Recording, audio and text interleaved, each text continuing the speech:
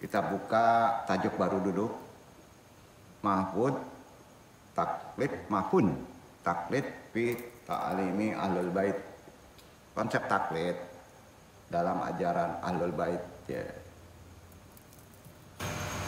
Ini penting karena terkait dasar-dasar kita memahami ibadah yang lebih berat ya. Konsepnya masih tetap kategori akidah. Langsung saja ke tajuk risalah. Assalamualaikum warahmatullahi wabarakatuh. Alhamdulillahilladzi fadola bani adama bil ilmi wal amal. Wassalatu wassalamu ala nabiyyina Muhammadin wa ala alihi wa sahbihi wa tabi'ina lahum bi ihsanil ila akharil ayam. Segala puji tentunya hanya ditujukan kepada Allah yang memberikan kelebihan bagi keturunan Bani Adam dengan ilmu dan amal. Salawat dan salam semoga tercurah kepada junjungan kita Nabi besar Muhammad SAW beserta keluarganya, sahabatnya dan orang-orang yang mengikuti kebaikan beliau hingga akhir masa. Sebelum talim kita kuatkan lagi syahaдаtain dan talqin dzikir kita hanya ditujukan kepada Allah. Sama-sama kita lafadzkan asyhadu alla ilaha illallah wa asyhadu anna Muhammadur Rasulullah. Allahumma sholli ala sayyidina Muhammadin nabi ummi wa ala alihi wa sahbihi wa salim. Istighfar. Astaghfirullahaladzim. Astaghfirullahaladzim.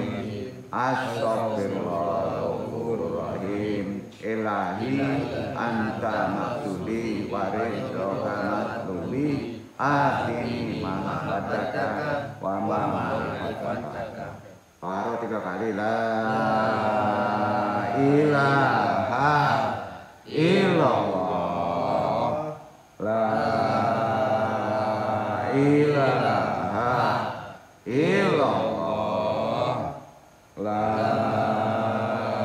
ilaha illallah. Nabi sebut la ilaha illallah, la ilaha illallah, la ilaha illallah, la ilaha illallah, la ilaha illallah, la ilaha illallah, la ilaha illallah.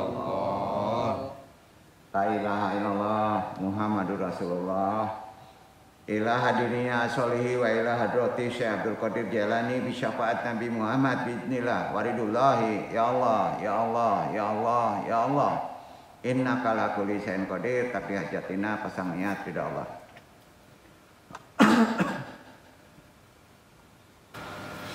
Pak khususan Abah Ruhiyah Nur Muhammadin khususan ila ruhi Muhammad Nabi Yunaka. Wabil khusus hadiri al-mahdi khalifatur radin, wabil khusus arwahi juriyatihi, wa khususan arwahi muslimin, mu'minin, wa muslimin al-fatihah. Bismillahirrahmanirrahim. Alhamdulillahirrahmanirrahim. Ar-Rahmanirrahim. Maliki yaumiddin. Iyyaka na'budu wa iyyaka nasta'in. Ihdinas siratal mustaqim. Siratal ghairil maghdubi 'alaihim waladdallin. Allahumma taqabbal minni tahiyati fi sabilika atmana antu'atini idan lil quwata hatta tamakan minat al-qada'i ala kulli sa'in taratin lisyahwati wa syahwati ala ati tukriku hadal abda daiman. Allahul qafi rabbunal qafi qasadal qafi wajhnal qafi likulin qafi kafanal qafi wa ni'mal qafi. Alhamdulillah hasbunallah wa ni'mal wakil ni'mal maula wa ni'man nasir wa kafaluhul mu'mininal kitab. Amin amin amin amin amin ya rabbal alamin. Wassalatu wassalamu ala rasulillah wa ala alihi wa sahbihi wa man walah. Rabbi sholli sadri wa yassir amri wa hlul lisani yafqahu qawli. La haula wala quwata illa billahil aliyil azim. Alhamdulillah rabbil alamin. Langsung saja kita ke tajuk risalah. Puji syukur kehadirat Allah Subhanahu wa taala, dengan qadrat iradatnya juga rahmatnya kita masih bisa beri waktu untuk datang ke tempat ini berthalibul ilmi. Hadirin jemaah Iwan Awad yang hadir maupun langsung tidak langsung, tidak lupa Sobil Qodilah guru kita yang kita hormati semuanya rahimakumullah. Adihil marata sunaksi sunwan wanawani kultum al-gobiul fakiri. Kita pahami tajuk kita hari ini, konsep taklid dalam ajaran Ahlul Bait bab 1. Ya. Amma ba'du. Sebelum andung bahas, ini agak lebih ke ini ya, akademis sekali. Tidak, bahasanya biasa aja sebetulnya, tapi ini perlu dipahami secara konsep awam dulu. Walaupun agak sulit menangkapnya, tapi mudah-mudahan Allah memberikan kemudahan untuk kita memahaminya dan mengamalinya. Taklid itu apa sih? Ya. Taklid buta ya nggak boleh ya. Taklid nggak ada dasar, karena kita punya akal pikiran. Jadi taklid itu nerima begitu aja, apalagi iktikad daruri ya, ilmu-ilmu yang diakalkan kita terima begitu aja, itu termasuk dosa. Nggak boleh karena kita punya akal. Jadi orang ahlul asbab itu seharusnya bersyukur karena kita itu kemuliaan di situ, punya pola berpikir ya. Cuman kalau nggak diikuti secara tata aturan juga berbahaya. Memang di Islam ini nggak susah ya, ada taklid yang dibolehkan ya. Terutama kalau sudah menyangkut akidah ya. Nah, berarti kan akidah amalan-amalan yang sifatnya daluri itu amalan susah ya, karena memerlukan ijtihadi orang yang ahli. Sebelum bahas perkara taklid, kita harus pahami yang sering jadi masalah sekarang, yaitu apa sih itu Ahlul Bait. Nah, pernah dengar kan Ahlul Bait? Ahlul Bait itu harfiahnya artinya kalau orang Minang disebutnya orang-orang di dalam rumah, orang-orang yang di dalam, itu Ahlul Bait. Ini merujuknya Ahlul Bait ini kepada Nabi, keluarga Nabi. Ya. Yang di dalam itu, yang ada di Nabi itu, yang Ahlul Bait, bener Ahlul Bait itu, cuman ada 4. Ya. Muhammad, Fatimah, Ali, Hasan, Husain. Artinya 5 dengan Nabi. Itu Ahlul Bait asli yang ada di rumah. Nah kalau misalnya Pak Al yang di dalam rumah itu yang Ahlul Bait, termasuk yang datang menantu, kan Ali menantu tuh, itu Ahlul Bait ya. Tapi dalam Islam Sunni, karena Nabi ngomong kalau mengikuti aturan ajarannya maka dianggap Ahlul Bait walaupun tidak senasab, tidak satu darah. Nah ya, kalau orang tarekat mengikatnya Ahlul Baitnya itu disebut begini, mereka sudah satu keluarga, saudara. Ya, Ahlul Bait juga istilahnya, tapi beda maknanya. Ahlul Bait yang tidak sedarah. Ya, nah, kita pahami dulu ya. Dalam Islam Sunni, Islam ini ada pada masa itu terbagi ya, setelah Nabi wafat itu ada Islam Sunni, ada Islam Syiah. Ya, karena faktor politik itu pemecahan tadi. Islam Sunni itu diperluas Ahlul Baitnya mencakup keturunan Bani Hashim. Klaimnya Nabi Muhammad karena mengikuti ajaran ini dianggap keluarga atau Ahlul Bait. Nah, di sini banyak Bani Hashim bertorekot umumnya, maka ada selawat Bani Hashim. Nah, bahkan diperluas lagi oleh Islam Sunni seluruh umat Muslim, ya. Itu termasuk yang namanya Muslim, itu Ahlul Bait.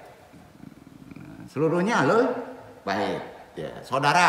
Nah, ya. Sedangkan di kalangan Syiah, Ahlul Bait dipersempit, ya.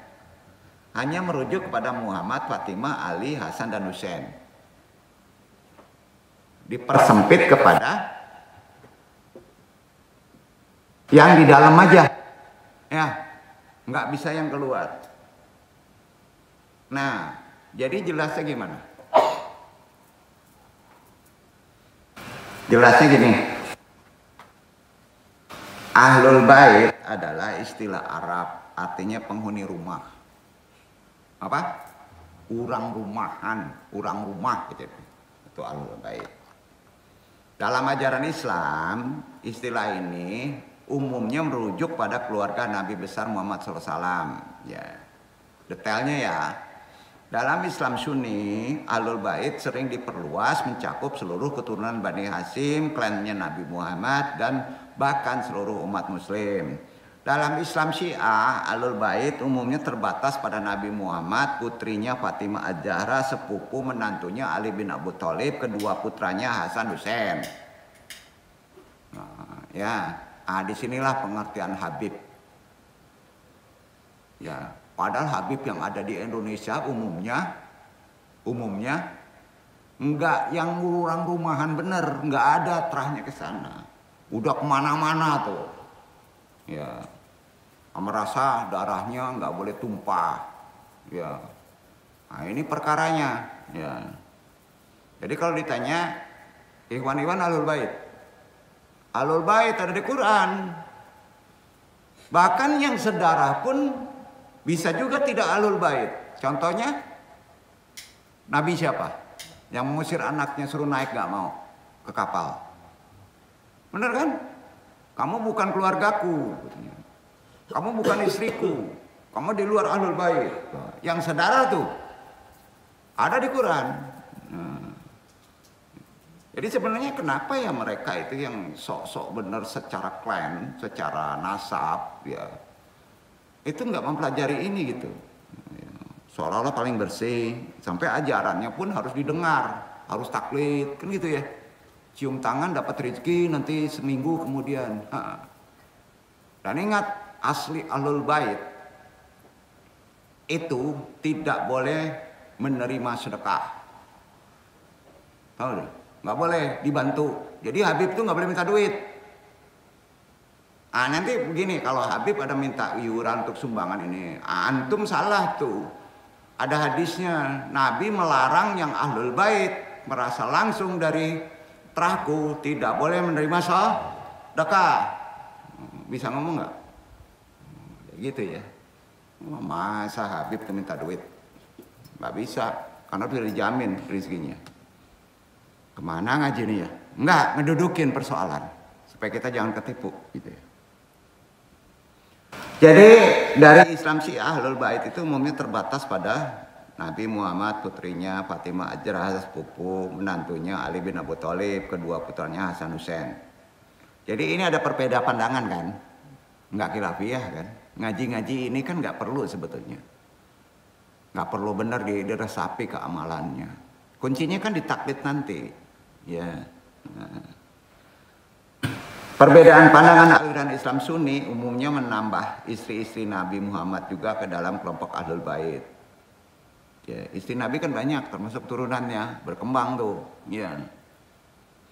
Secara kebahasaan para ulama berbeda pendapat dengan kata Ahlul Bait, baik dari segi derivasi dan maknanya. Khalil bin Ahmad, Ibnu Faris, Ibnu Taimiyah, Faruzubadi, Ibnu Jauzi memiliki pendapat berbeda juga tuh soal Ahlul Bait. Mereka sepakat bahwa kata ahlu memiliki arti yang sama dengan kata ala. Sama.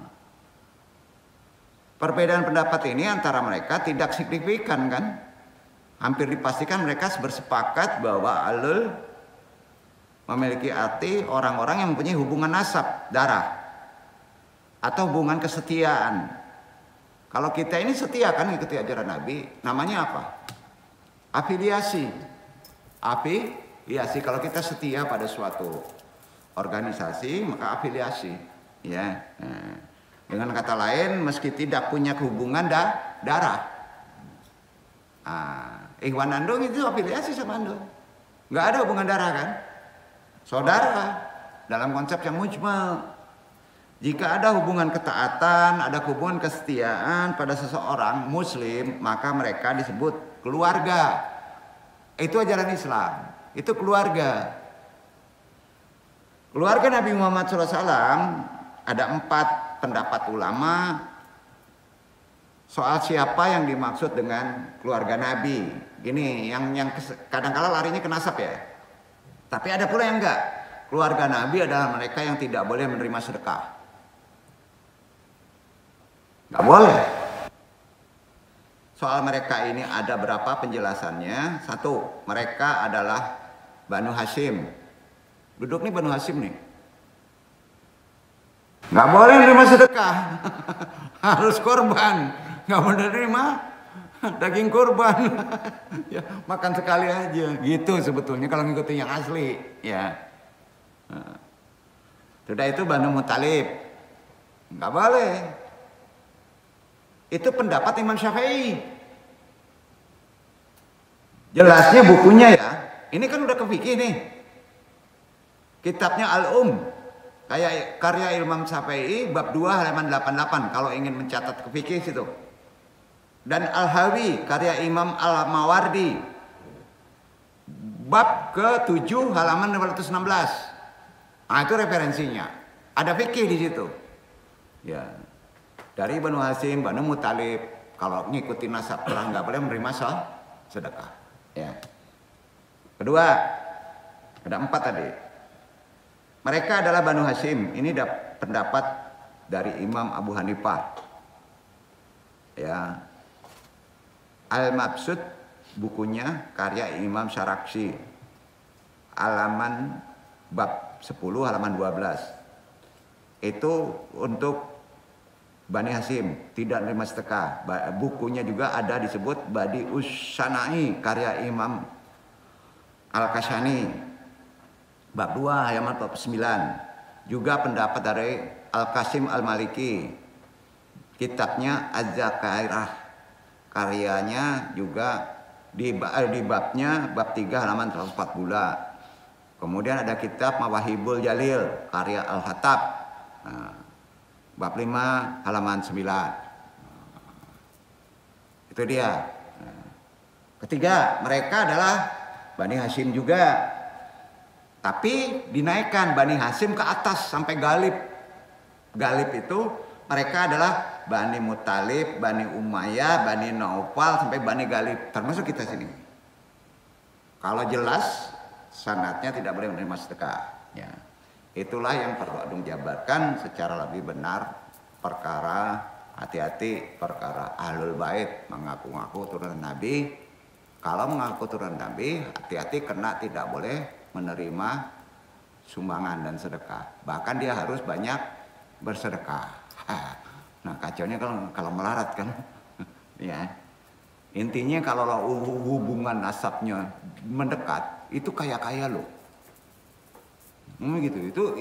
Itu berkahnya gitu kepada Nabi. Kedua,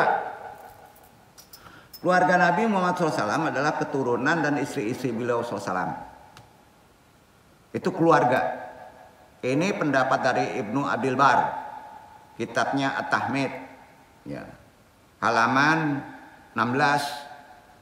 Bab 16. Halaman 183 dan 196. Silakan buka aja koreksinya. Dasarnya ada dalilnya nih.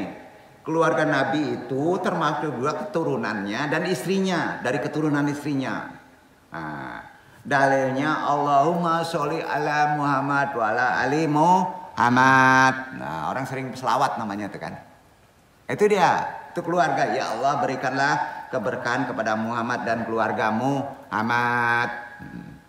Jadi itu hadis diriwayatkan oleh Imam Bukhari, Imam Muslim, Ka'ab bin Ajrah. Nah, dalil hadis lengkapnya Imam Bukhari menyebut gini, Allahumma sholli ala Muhammad wa ala wa ajwajihi wa dzurriyyatihi. Itu yang asli. Ulang ya. Allahumma sholli ala Muhammad wa ala wa ajwajihi wa ajwajihi dzurriyyatihi. Allahumma sholli ala sayyidina Muhammadin nabi ummi wa ala alihi washabihi wasallam. Itu ke Bani Hashim. Allahumma sholli ala Muhammad wa ala ali Muhammad. Masuk menantu. Yang benarnya apa? Yang aslinya. Perhatiin ya. Jadi selawat yang asli ke keluarga Nabi benar, ya. Itu harus ke sini. Karena di sini matannya harus jelas. Allahumma sholli ala Muhammad wa ala wa ajwadihi dzurriyyatihi. Itu dia tuh. Ya. Jadi kirim selawat ke Nabi. Itu pakai. Ya. Sayyidina boleh menghormati, tapi kan ada unsur tambahan dari kita. Ya. Adon kabatanyo. Aduh kabatanyo. Jadi penegasannya bahwa makna kata al dan ahlul adalah sama. Keluarga Nabi adalah para pengikutnya sampai hari kiamat. Al dan ahlul sama. Jadi enggak ada kaitannya yang senasab darah dan tidak senasab darah, asal mengikuti sunnah Nabi disebut keluarga. Al dan ahlul sama. Sampai kiamat. Pendapat ini juga oleh Ibnu Abdul Bar dan lain-lain dikemukakan oleh Jabar bin Abdullah, diriwayatkan oleh Imam Baihaqi, kitabnya Kitab Sunan bab 2 halaman 82. Ya. Kenapa ini disampaikan? Banyak yang tahu, tapi dalam kaitannya dalam sholawat atau yang disebut syafaat. Ya. Ingat kalau syafaat, ya, kalau syafaat ayatnya harus asli. Turunan Nabi asli. Keturunan Nabi asli, Allahumma sholli ala Muhammad wa ala wa ajwadihi dzurriyyati, itu kendaraan doa. Duduk nggak? Tapi kalau sholawatnya Allahumma sholli ala Sayyidina Muhammadin Nabi Ummi wa ala alihi washabihi wasallam, itu doa. Itu derivasi atau plural dari kata sholat. Sholat kan doa, yaitu sholawat. Beda syafaat. Jadi kata syafaat, ulang, kita bersyafaat kepada Nabi, ya, bonceng. Yang dipakai apa? Allahumma sholli ala Muhammad wa ala wa ajwadihi dzurriyyatihi. Itu dia. Jangan salah ya. Jangan ya. Kalau salawat kebanyak, Allahumma sholli ala Sayyidina Muhammadin Nabi Ummi wa ala alihi washabihi wasallam. Itu doa. Beda ya? Beda nggak? Beda. Loh, itu gunanya kita mengilmui.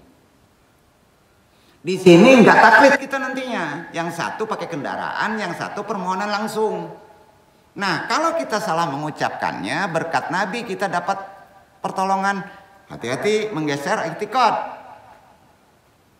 Akidah yang mutlak. Pertolongan adalah dari Allah. Ya, gitu ya.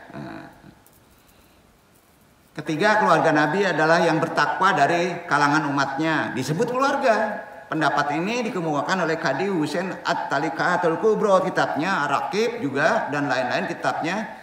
Jadi pendapat pertama keluarga Nabi adalah tadi disebutkan yang tidak boleh menerima sedekah. Memiliki dalil-dalil sebagai berikut yang tidak menerima sedekah. Perhatikan dalilnya ya. Ya. An Rasulullah sallallahu alaihi wasallam yuta bin naqli aindama saramihi fayazi'u hada bitamratin wa hada bitamratin hatta yasira indahu qaumun min tamrin faja alal hasanu wal husaini yal abani biddalika tamra fa akada ahaduhuma tamratan faja'alaha fihi fanazara ilaihi Rasulullah sallallahu alaihi wasallam wa akhrajaha min fihi faqala amma alimtu anna Muhammadin la yadquluna sadaqata. Rasulullah pernah diberi kurma yang ranum-ranum. Pernah dikasih korma nih. banyak yang memberikan kurma kepada beliau, sehingga kurma-kurma itu nampak oleh Hasan dan Husain. Kemudian dimainkan kurma itu. Salah satu dari mereka memasukkan kurma itu ke mulutnya. Rasulullah melihatnya lantas mengeluarkan kurma itu dikorek dari mulutnya. Beliau bersabda, "Tidakkah kamu tahu bahwa keluarga Muhammad tidak boleh memakan sedekah?" Hadis riwayat Bukhari. Duduk. Dalam konsep Ahlul Bait serumah. Antum kan gak serumah, gak boleh nerima sedekah. Tapi kalau mengikuti ketaatan pasti rezeki antum ada. Gak boleh nerima sedekah. Duduk gak? Harusnya bersedekah. Dalam riwayat Imam Muslim ya, inna la tuhilu lana sodakoti. Sungguh kami tidak boleh menerima sedekah. Ahlul Bait itu apa? Jadi banyak lagi hadis lain. Nah, pendapat kedua, keluarga Nabi adalah keturunan istri-istri beliau juga. Dalilnya sudah disebutkan tadi. Dan banyak dalil-dalil lainnya. Jadi pendapat ketiga, ini perkara Ahlul Bait dulu ya, Nung jelaskan. Ya.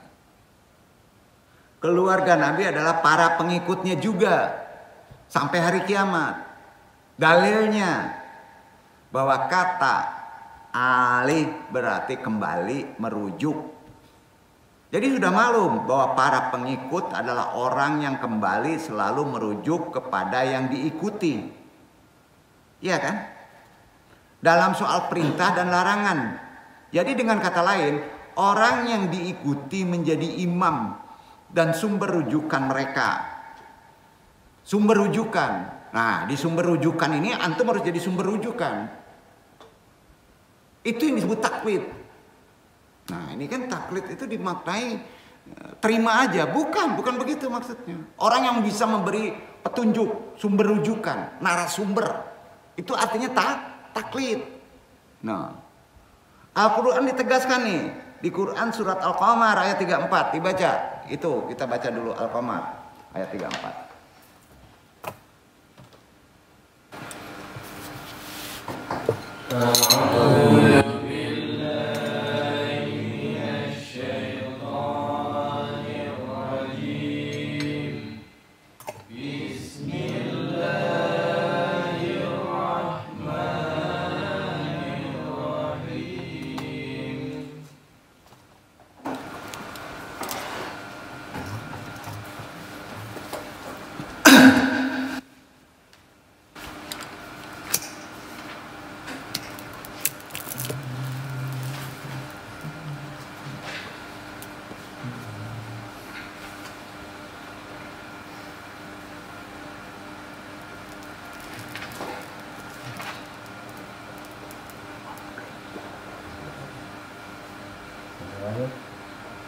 Sudah imam ke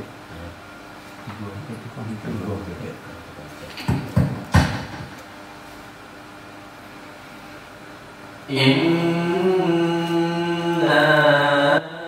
arsalna alaihim hasiban illa ala Lut najjaynahum bisahar.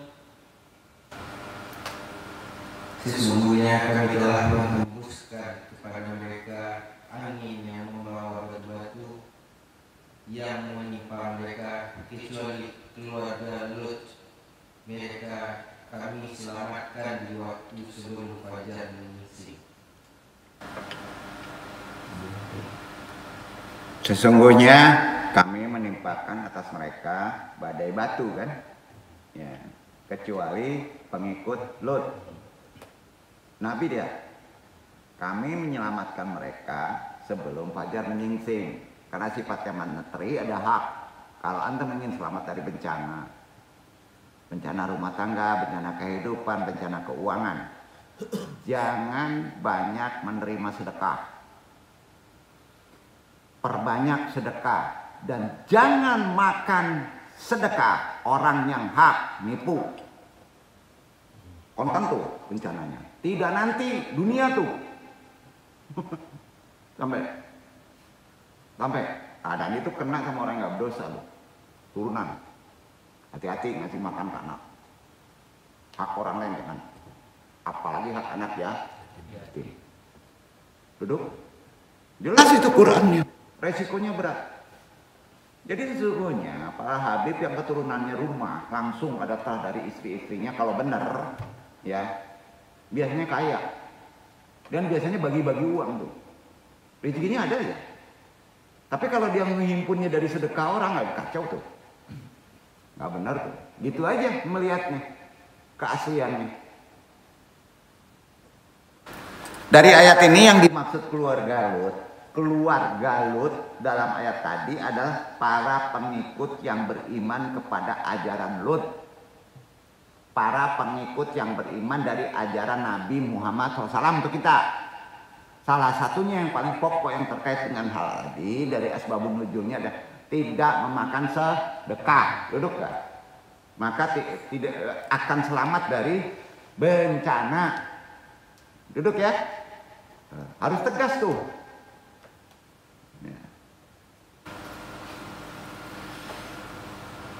Ayat lain ya, jelasnya ya. Al-Ghafir suratnya 85 tuh. Ayatnya 46 tuh. Coba dibaca Ikhwan.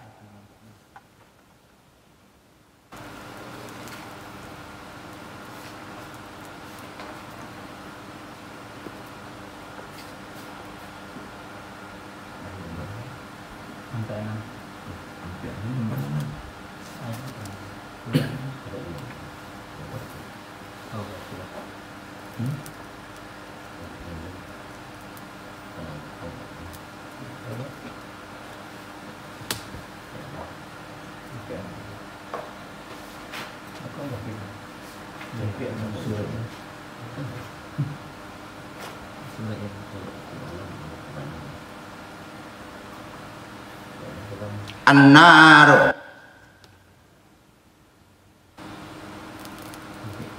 ayat 46.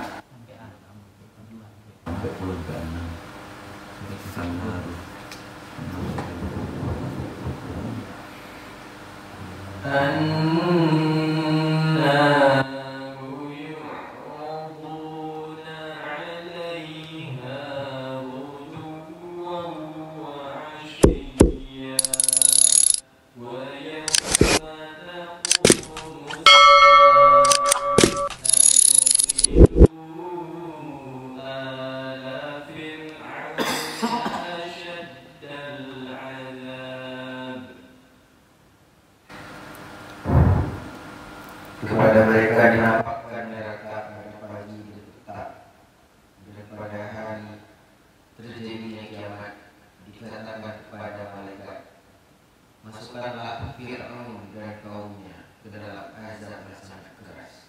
Ini kalau Quran menyebut azabnya materi, badai, batu, tanah, maka sifat azabnya kebencana ke alam. Tapi kalau di Quran menyebut azabnya itu neraka, itu sifatnya kehidupan kesifat susah aja, kayak susah aja, betul kan? Beribut aja, karena disandarkan di sana pagi dan petang. Tiap hari ngelihat neraka pagi petang kan indah, tapi susah aduh. Itu maknanya, paham ya? Paham kan? Nah, itu dia. Kata Allah dalam ayat tadi, pengikut. Selain ayat-ayat, ada juga dalil hadis. Hadisnya ya, menjelaskan lagi ya, supaya lebih jelas ya perkara apa yang disebut Ahlul Bait. Hadis dari Watsilah bin Asqa. Diriwayatkan Baihaqi, sahih jelas. Anan Nabiyya sallallahu alaihi wasallam da'a Hasanan wa Husainan wa ajlasa kullu wahidin minhuma ala faqidihi wa adna Fatimata radhiyallahu anha min hajrihi wa zawzihi thumma lafa alaihim taubahu thumma qala Allahumma haula ahli qala watilatu fakultu ya Rasulullah wa ana min ahlika faqala wa anta min ahli. Rasulullah pernah memanggil Hasan dan Husain dan menundukkan keduanya di pangkuan beliau. Fatimah kemudian mendekati kamar beliau, begitu pula suaminya Ali. Rasulullah kemudian menerungkupkan pakaiannya kepada mereka. Lantas Rasulullah bersabda, "Ya Allah, mereka adalah keluargaku," termasuk Ali. Watsilah kemudian berkata, "Wahai Rasul, apakah aku termasuk keluargamu?" Beliau menjawab, "Kamu bagian dari keluargaku." Fatimah ini suaminya Watsilah, bukan Ali. Duduk gak? Ya, bukankah Ali itu? Ya. Hadis riwayat Baihaqi. Jadi Watsilah bin Al-Asqa adalah keturunan dari Bani Laits bin Bakar bin Manat. Watsilah ini disebut keluarga Nabi karena dia adalah pengikut Nabi, bukan ngelihat dari menantunya. Itu pendapat yang terkait dengan Ahlul Bait. Pendapat keempat, keluarga Nabi adalah orang-orang yang bertakwa dan umatnya itu termasuk keluarga Nabi. Jadi kalau antum gak Habib, pede aja. Kalau bertakwa, ya dianggap oleh Nabi keluargaku. Ini dalilnya hadis yang diriwayatkan Imam Tabrani dalam Muzamnya dari Anas bin Malik. Su'ila Rasulullah sallallahu alaihi wasallam man al-Muhammadan faqala kullu taqiyin wa talan nabiyyu sallallahu alaihi wasallam ain awliya'uhu illal muttaquna. Rasulullah pernah ditanya, siapakah keluarga Muhammad? Beliau menjawab, semua orang yang bertakwa. Kemudian setelah itu Nabi membaca firman Allah Al-Anfal ayat 34. Sabda itu dikuatkan dengan firman Allah. Iqra Iqbal.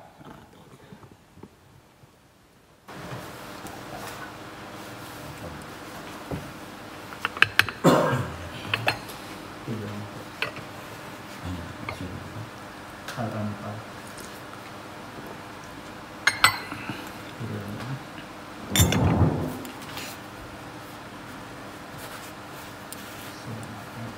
وما لهم ألا يعذبهم الله وهم يصدون عن المسجد الحرام وما كانوا أولياءه إن أولياءه إلا المتقون ولكن أكثرهم لا يعلمون. Kenapa Allah tidak mengazab mereka padahal mereka menghalangi orang untuk mendatangi Masjidil Haram dan mereka bukanlah orang-orang yang berhak menguasainya. Orang-orang yang berhak menguasainya hanyalah orang-orang yang bertakwa, tetapi kebanyakan mereka tidak mengetahui. Pengurus-pengurus orang lain itu orang yang bertakwa, termasuk keluarga Nabi, termasuk kita, dan kita bisa membantu. Dijelaskan lagi, lebih jelas lagi di Hud ayat 46. Iqra Iwan.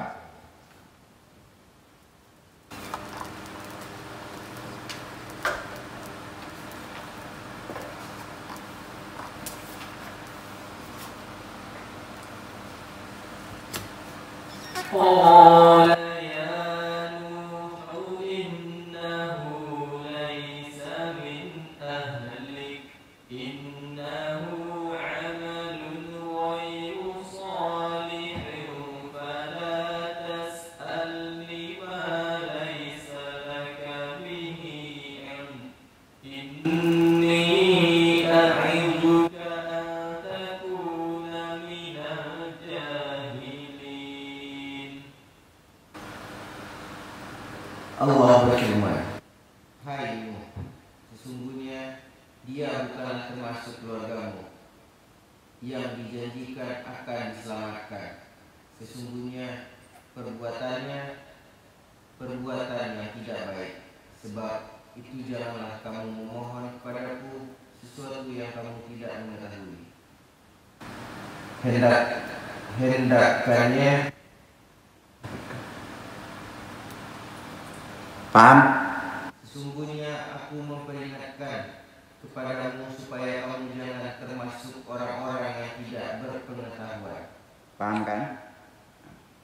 Dalam ayat itu kan putra Nabi Nuh alaihissalam jadi bukan dari keluarga Nabi Nuh akhirnya, walaupun dia saudara, karena dia tidak beriman kepada Nabi Nuh. Maka walaupun satu darah, putranya itu pun tidak dianggap sebagai keluarga karena tidak beriman, intinya kan gitu. Dan langsung kelelep kan. Nah, iman kuncinya. Jadi dasar dalil-dalil ini itu kan Allah nunjuki. Ya. Jadi antum kalau nggak ada turunan darah biru nggak usah deh ininya sakit hati ya, biasa aja. Yang dinilai Allah kan takwa, iman, selamat tuh hidupnya. Dan selawat pun harus tahu. Kalau bonceng, selawatnya yang di rumah asli. Ya, betul kan? Itu namanya wasilah. Ya, kalau doa apa? Bukan wasilah. Bukan larikan ke wasilah. Doa selawat. Udah selawat itu udah gede tuh doa aja tuh. Karena doa selawat itu mendoakan Nabi sama juga mendoakan kita. Ya, itu perbedaannya antara tawasul, wasilah dan sholawat. Di tarekat itu dijelasin, nggak perewel aja semua sholawat dipakai.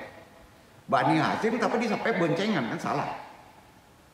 Ya, Bani Hasyim permohonan kita, tapi dengan cara mendoakan keturunan Nabi dari kelompok Bani Hasyim. Gitu. Apa aja isinya nggak perlu dijelaskan, Allah tahu kok. Udah jelas jadi dalil-dalilnya. Walaupun antum satu nasab, ya, tetap antum tidak bisa keluar kalau imannya nggak ada. Itulah yang perlu dipahami sekelumit pemahaman Ahlul Bait. Walaupun banyak ini keluarga Nabi Muhammad. Sekarang kita bahas masalah taklid ya. Nah, masalah taklid ini penting. Udah jelas di atas, jadi kita tahu, udah paham taklid itu apa sih. Dalam konsep ajaran Islam, khususnya dari para Ahlul Bait. Ahlul Bait yang dekat ketemu Nabi di sini, sahabat. Orang di bawahnya termasuk pengikutnya yang sempurna, wali. Ya, Ahlul Bait itu. Dalam masalah pengetahuan umum saja, pengetahuan umum dulu. Kalau kita perhatikan dalam kehidupan sehari-hari dengan kemajuan teknologi seperti sekarang, diperlukan adanya apa? Untuk memahami satu keilmuan. Spesialisasi dalam bidang-bidangnya, betul kan? Nggak bisa umum kan? Misalnya kedokteran sudah kembang lagi, nggak sama dengan dulu. Ya. Filsafat begitu juga. Ya. Kembang lagi tuh. Ada spesialisnya di filsafat, induknya filsafat. Ekonomi begitu juga. Ya, berkembang lagi, ada ekonomi makro kan ya. Nah, terus politik begitu juga. Teknik begitu juga. Ada konstruksi, ada teknik terapan ya. Banyak spesialis. Antum bertanya kemana? Kalau ke umum nggak kena. Nah, misalnya, ilmu kedokteran aja bercabang-cabang lagi. Nah, apalagi masalah agama. Hukum-hukum dalam Islam. Nggak bisa tanya ke ustadz aja. Nggak bisa. Sudah tentu sangat diperlukan adanya apa kehidupan sekarang? Mujtahid namanya. Yang duduk misalnya jago tasawuf, jago tarekot. Ya, kalau spesialisnya harus jadi mujtahid. Kemudian marja. Masih bingung kan? Agar apa? Agar orang awam tidak tersesat dan tidak berani menyimpulkan, mengeluarkan hukum sendiri. Berarti mereka harus bertanya kepada mujtahid dan marja atau marja. Ya. Agama Islam sebagaimana kita maklumi terdiri dari 3 unsur yang perlu antum ketahui dasar. Kita ini muslim beragama Islam, 3 unsur yang perlu kita ketahui, yang satu sama lainnya tidak boleh dipisahkan, tidak boleh berpisah tuh. 3 unsur utama ini. 1, akidah. Tolong, akidah itu ngikut. 2, fikih. Harus ngikut. 3, akhlak. Nggak boleh pisah tuh 3 itu. Akidah, fikih, akhlak. Berakhlak nggak ada akidahnya kacau juga. Berfikih nggak ada akhlaknya kacau juga. Betul kan? Itu disebut kafah. Bidang-bidang tarekat ruhani ada di akhlak, ada di akidah. Kuat tuh 2. Ya. Nggak juga boleh bidang itu kuat 2 itu. Kalau menyampaikan fikih harus mujtahid. Paham nggak nih? Runutnya gitu. Ya. Untuk mencapai mujtahid tingkatan tertinggi itu memerlukan pemahaman ilmu dengan ijtihad selama 18 tahun. Jadi nggak bisa yang muda-muda lulusan LCH lah, SMA lah, profesor, nggak bisa kalau dia tidak ijtihad sampai 8 tahun. Aturannya gitu. Loh, mungkin berat aja nih. Ya. Jadi sudah jelas unsur 3 ini nggak boleh lepas. Di dalam masalah akidah disebut apa? Usuluddin.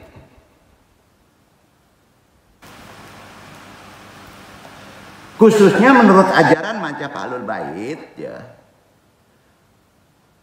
tidak dibenarkan orang muslim yang bertaklid buta dan mengikuti akidah orang lain tanpa memahami dalil-dalil yang nggak boleh. Harus jelas dalil-dalilnya. Kalau masalah akidah, pas ada yang menyampaikan, ya, dalilnya mana? Harus. Nah, nggak boleh ngikutin gitu aja. Dosa antum. Harus paham dalilnya. Kemudian kalau dalilnya sulit, mereka harus bisa berargumen, menjelaskan ini isi dalilnya. Dalil ini itu agak sulit, mesti dijelaskan seluruh asbab. Misalnya dalam masalah menetapkan dan meyakini adanya Tuhan Sang Pencipta alam semesta. Kira-kira gimana kalau yang nanya? Adanya hari pembalasan. Itu masalah akidah kan? Masalah keesaan Tuhan, masalah akidah. Dalam hal ini setiap muslim tidak boleh ikut-ikutan, tidak boleh taklid buta kepada orang lain, walaupun kepada gurunya sendiri, juga kepada orang tuanya sendiri. Kalau orang tuanya ngomong gini, masalah yang akidah tadi, nggak boleh kalau nggak keterima di otak kita, nggak boleh. Itu taklid buta namanya. Artinya dia harus mencari lagi, memahami dengan baik, benar, dalil-dalilnya mana, argumennya apa yang berhubungan dengan masalah tadi, khususnya akidah. Sehingga ketika ia ditanya orang, ya, kalau ada yang nanya, apakah Tuhan itu ada? Ada yang bisa jawab nggak? Kan masalah sepele di. Kalau taklid kan ngikutin kata orang tua kan. Pokoknya kamu gitu aja deh, kita nggak bisa. Termasuk salah itu, tidak mencerdaskan. Kalau Tuhan itu ada, naik lagi nanti orang itu. Apakah dia itu esa? Satu. Bisa nggak jawabnya? Ataukah ada tiga? Halo. Apakah hari kiamat itu pasti terjadi? Lebih susah lagi tuh. Dan pertanyaan-pertanyaan akidah lainnya banyak itu. Hati-hati. Maka ia dapat menjawabnya sekalipun dengan argumen yang sangat sederhana. Umpamanya kalau kita sulit menemukan dalil, ada argumennya, sederhana deh. Argumen sederhananya paling sederhana nih, seperti bahwa Tuhan pencipta itu ada. Dalilnya adalah adanya kita dan alam semesta. Kan itu paling sederhana. Logikanya gitu. Nggak mungkin kita jelegedak sendiri. Nggak mungkin batu ada kalau tidak ada yang menciptakannya. Itu jawaban sederhana secara akidah. Udah banyak yang tahu tuh. Jadi berbeda halnya dengan masalah fikih. Nah, ini yang disebut. Fikih itu dalam konteks yang lebih dalam disebut furu'udin. Cabang-cabang agama. Furu'udin itu furu, cabangnya agama. Itu fikih. Ya, ini berbeda nih. Dengan masalah ini, fikih ini khususnya dalam hal sifatnya itu bukan daruriyatuddin. Bukan daruriyatuddin. Seperti kewajiban sholat. Kaum muslimin secara umum dan apapun macamnya dan alirannya dapat dibagi tiga kelompok. Yaitu kelompok ulama mujtahid. Kedua, kelompok muqallid. Ketiga, kelompok muhtad. Ya, sebelum Andung ini mentaklimi lebih dalam lagi, yang bodoh ini Andung coba sampaikan dulu, menjelaskan masing-masing definisinya, kita jabarkan dulu. Mujtahid itu apa? Muqallid itu apa? Muhtad itu apa? Untuk bisa memperjelas pengertian daruriyatuddin. Nah, bahkan Andung jelaskan sebagiannya terlebih dahulu, yaitu ahkam syariahnya juga. Bingung gak nih? Nggak bingung ya? Nah, gini, hukum-hukum syariat, artinya hukum-hukum ajaran Islam, kalau ditinjau dari sudut pandang upaya mengenal, upaya mengetahuinya, dapat dibagi dua bagian besar. Syariat, pertama, ahkam daruriyah, yaitu hukum-hukum daruriyah yang biasa juga disebut daruriyatuddin. Artinya adalah hukum-hukum yang jelas. Hukumnya udah jelas, gamblang, makruf, serta telah menjadi keyakinan seluruh kaum muslimin. Nggak perlu dijelasin lagi, nggak perlu bertanya lagi, nggak perlu dalil lagi. Karena untuk mengetahuinya tidak perlu menguras pikiran, karena udah yakin aja. Tidak memerlukan ikhtiar kemampuan, nggak perlu capek berpikir. Kalau ada yang merasa daruri ini dijabarkan secara pikiran, dalilnya mana, itunya mana, itu nguji namanya. Nggak perlu mengkaji, meneliti, observasi, nggak perlu. Kaidah-kaidah usul, dengan kata lain, untuk mengetahui hukum daruriyah itu tidak memerlukan ijtihad. Tahu Pak ya? Bahasa kerennya nggak perlu berpikir dalam. Contoh, wajibnya sholat. Mau nanya lagi, dalilnya mana? Hukumnya apa? Nggak perlu, karena itu daruriyah. Zakat nggak perlu, apalagi haji nggak perlu. Udah yakin kita. Seperti haramnya berzina, kan nggak perlu ditanya lagi. Membunuh nggak perlu ditanya lagi kan? Hukumnya mana? Dalilnya mana? Membunuh itu nggak boleh. Dan lain-lainnya. Yang mana seluruh kaum muslimin sudah banyak yang mengetahui, meyakininya, walaupun itu kadang-kadang nggak perlu ngaji. Di sini sudah jelas tanpa perlu ijtihad atau belajar lama di hauzah, pesantren atau disiplin ilmu UIN, nggak perlu hauzah, nggak perlu hauzah. Semua udah tahu. Yang kedua, hukum-hukum syariah yang bukan daruri. Artinya hukum-hukum yang tidak gamblang. Bagi setiap muslim nggak terbuka, nggak gamblang. Yang biasa disebut ahkam gairu daruriyah. Itu bahasanya. Yaitu hukum-hukum daruriyah, ahkam gairu daruriyah. Ini menuntut segenap kemampuan kerja keras yang dapat mengetahuinya, yaitu dengan cara mengungkapkan kaidah-kaidah usul fikih. Iya kan? Dan ilmu-ilmu alat seperti tata bahasa Arab, ilmu hadis, tafsir. Sehingga ia dapat menentukan hukum-hukum tersebut seperti perincian hukum-hukum ibadah, muamalat, dan umumnya nggak sembarangan. Nanti jadi bid'ah lah, saring debat lah. Jadi sudah tentu tidak setiap muslim mampu melakukan pekerjaan semacam tadi. Bahkan tidak juga ulama mampu melakukannya sampai titik sempurnanya ya. Pekerjaan ini dinamakan ijtihad kalau pengen paham. Itu konsepnya ada di tasawuf. Yang hanya dapat dilakukan para mujtahid. Itu bahasanya. Karenanya untuk dapat mencapai tingkat ijtihad, nah nih, mudah-mudahan antum ada terangsang sampai tingkat ijtihad. Diperlukan keseriusan dalam thalibul ilmi, belajar di tingkat batsul qarid. Tingkatnya sampai ke batsul qarid, yaitu peringkat tinggi dalam pelajaran fikih dan usul. Itu sebabnya tingkat batsul qarid ini dapat dimasuki oleh seorang talabe, santri, orang yang sudah ada dasar. Ikhwan udah ada dasar. Setelah melewati peringkat sutuh.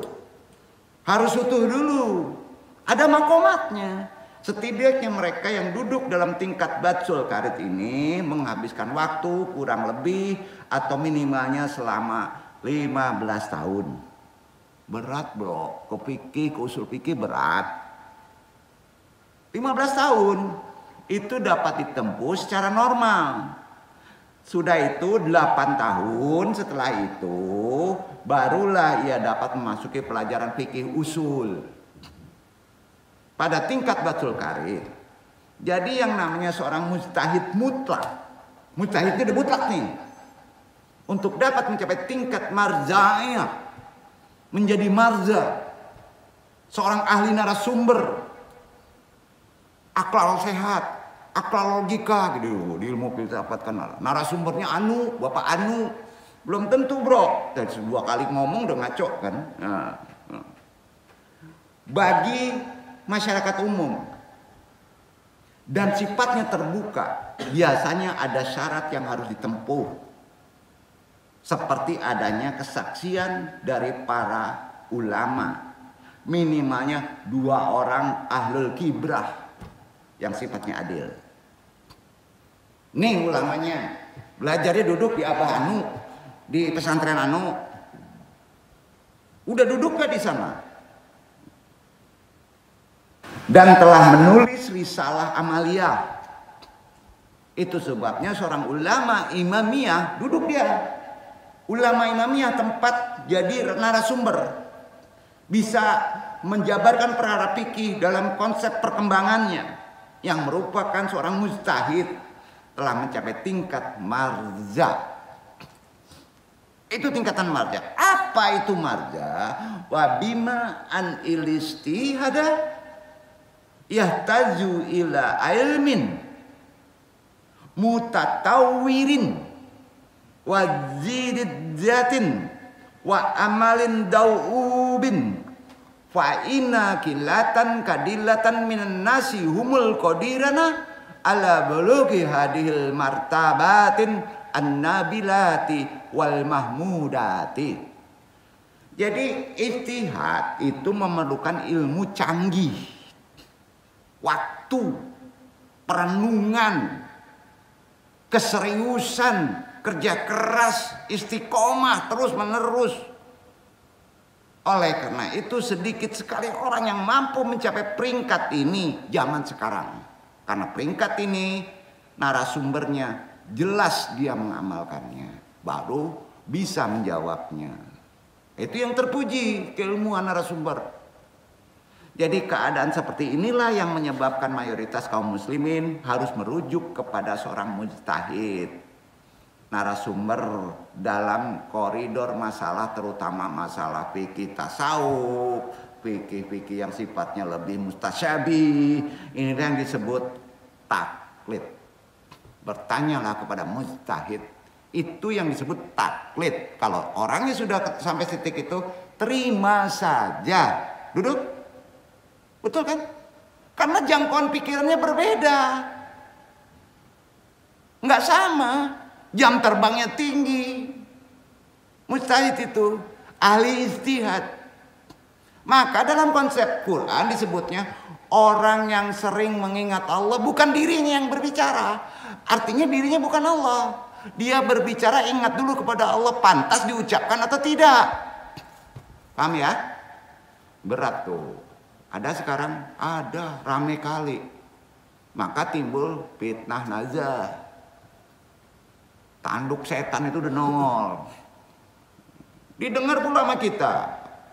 Oh, Dajjal medsos udah rame ya. Kacau Pak. Karena itu definisinya. Makanya ini agak lebih akademis. Karena gini, kalau kita ulama ya, ingin jadi ahlul agama, kalau konsepnya hanya menyandarkan dari taklid akademis, maka hasilnya pun akan taklid akademis. Ya, ini penting untuk menyampaikannya. Definisi mujtahid, muqallid, muhtad adalah sebagai berikut. Kesimpulan. Ya. Ini bukunya Andung pribadi punya nih. Mujtahid ialah as-saksi aladi astata'a bi ilmihi ahlil kamili an yastaksifa wa yastaqrishal ahkamal islamiyata min masadirihal asliyat al-kul kal qur'ani wal hadithihi. Orang yang dengan ilmunya yang tinggi dan lengkap telah mampu menggali menyimpulkan hukum-hukum Islam dari sumbernya yang asli, Quran dan hadis. Itu yang disebut mujtahid. Inilah yang menjadi rujukan. Itulah yang menjadi narasumber. Itu yang disebut marja bagi orang-orang awam dan orang mukallaf. Udah mulai jarang nih. Ya. Nah, yang kedua, makna atau definisi dari mukallaf. Definisinya adalah an-nasul adiyuna ala dinal lam yusilu aw lam yusilu ila darajatil istihadi wa yustaratu alaihim taqlidul mujtahid aw al-marzi alladhi tatawafaru fihi syurutu. Orang-orang awam mukallid ini, orang-orang awam yang belum atau tidak sampai kepada derajat ijtihad, belum sampai, mereka ini diwajibkan bertaklid kepada seorang mujtahid yang marza, terima, yang telah memenuhi syarat. Ada saksi. Pendeknya, mukallid adalah orang yang bertaklid atau mengikuti seorang mujtahid. Sedang arti taklid itu sendiri adalah beramal ibadah, bermuamalah, bermasyarakat, bertingkah laku sesuai fatwa-fatwa mujtahid atau marja dalam konteks yang lebih susah. Kalau yang khusus, ya yang sifatnya ke fikih, tanya dan berpikirlah secara ijtihad, secara kemampuan antum. Yang ketiga, tutup kaji, apa itu definisi dari muhtad? Muhtad ialah saksun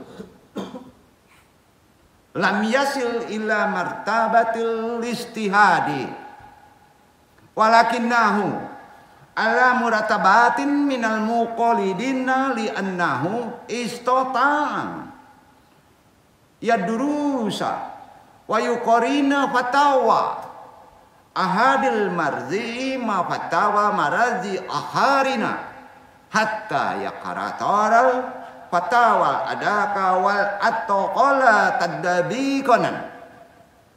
Ya kan?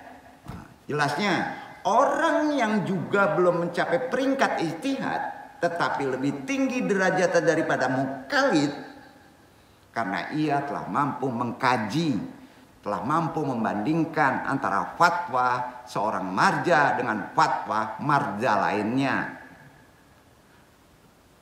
Mazhab ini ngomong gini, kita bisa memperbandingkannya. Sisi benarnya ini yang mesti disampaikan pada waktu dan umatnya berbeda. Berat bro. Itu disebut orang arifun sebutnya.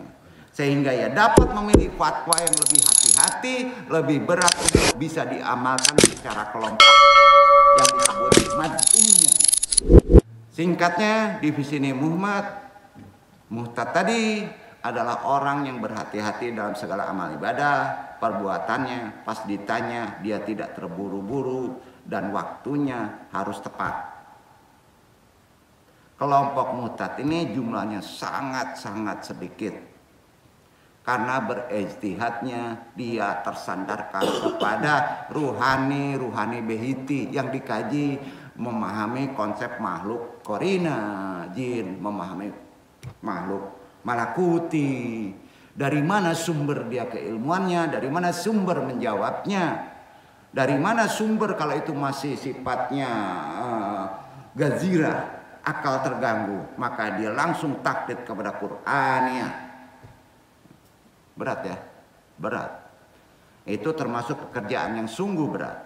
Oleh karena itu kelompok ini pun dibolehkan bertaklid antum kepada seorang marja.